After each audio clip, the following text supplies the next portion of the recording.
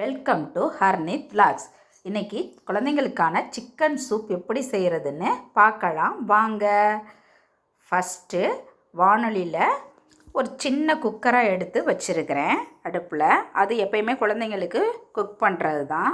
அது வந்து ஒரு 1.5 லிட்டர் குக்கரு. இது போதும் அவங்களுக்கு டெய்லி சமையல் பண்ணுறதுக்கு. இப்போ இதில் தான் சூப்பு வைக்க போகிறேன். இப்போ ஃபஸ்ட்டு அடுப்பில் குக்கரை வச்சாச்சு. அது காஞ்சிட்ருக்கு. நல்லா சூடானதுக்கப்புறமா அதில் என்னென்ன பொருள்லாம் சேர்த்து சிக்கன் சூப்பு வைக்க போகிறேன் அப்படிங்கிறத பார்க்கலாம். லைட்டாக எண்ணெய் ஊற்றிருக்கிறேன். எண்ணெய் காஞ்சதுக்கப்புறமாக அதில் ஒரு சின்ன பிஞ்சு பட்டை, ஒரு பிரியாணி இலை, 2 கிராம்பு, அப்புறம் இந்த கல்பாசி பூவு, ஒரு இந்த ஸ்டார் மொட்டில் ஒரே கொஞ்சோண்டு பிச்சு போட்டிருக்கேன். இது நல்லா பொரிஞ்சதுக்கப்புறம் இதில் கருவேப்பிலையை சேர்த்தாச்சு.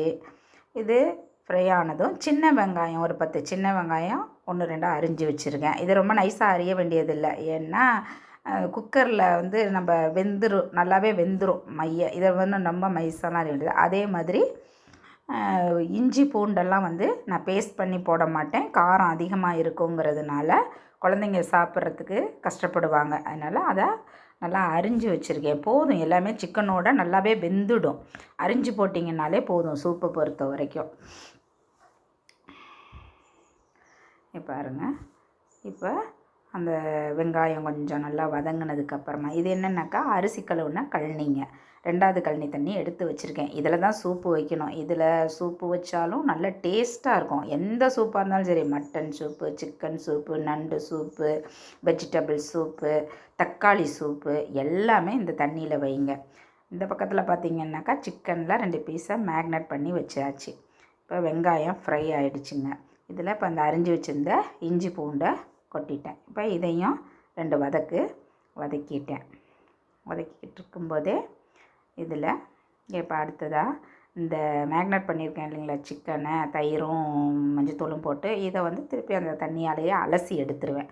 அதோடு போட மாட்டேன். அப்போ அதில் இருக்கிற சிக்கனில் இருக்கிற அந்த நீர்லாம் வெளியேற்றிடணும். நல்லா பிசைஞ்சு விட்டுட்டு நல்லா புளிஞ்சி அதில் போட்டு ஒரு 2 பீஸ் தான் போட்டிருக்கேன் சிக்கன். ஏன்னா ஒரு பேர குழந்தை தான், ஒருத்தவங்க இல்லை, அதனால் இவனுக்கு மட்டும்தானே இது போதும் அப்படின்ட்டு.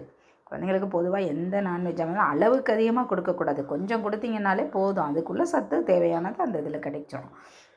2 பீஸ் போட்டாச்சு. போட்டுட்டு அதையும் நல்லா வதக்கி விட்டுறணும்.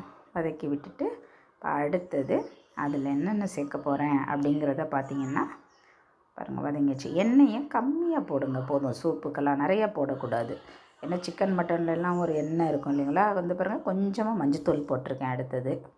அடுத்தது தனியாத்தூள் போடணும். எல்லா சூப்புலேயும் கொஞ்சம் தனியாத்தூள் போடுங்க. அது ஒரு மாதிரி ஃப்ளேவர் நல்லாவும் இருக்கும்.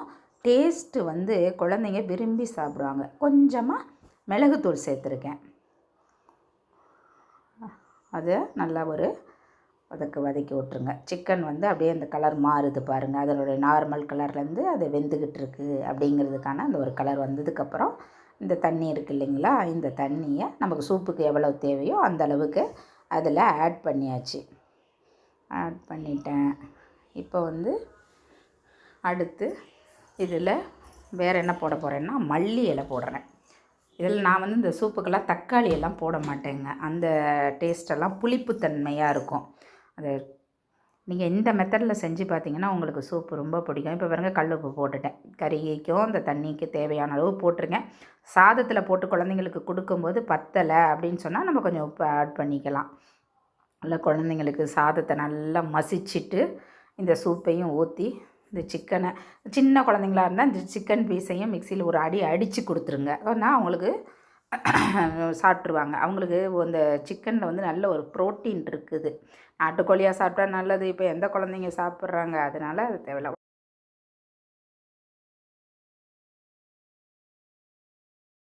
இந்த மெத்தடில் சிக்கன் சூப்பு செஞ்சு சாப்பிட்டுட்டு எப்படி இருக்குன்னு சொல்லுங்கள்.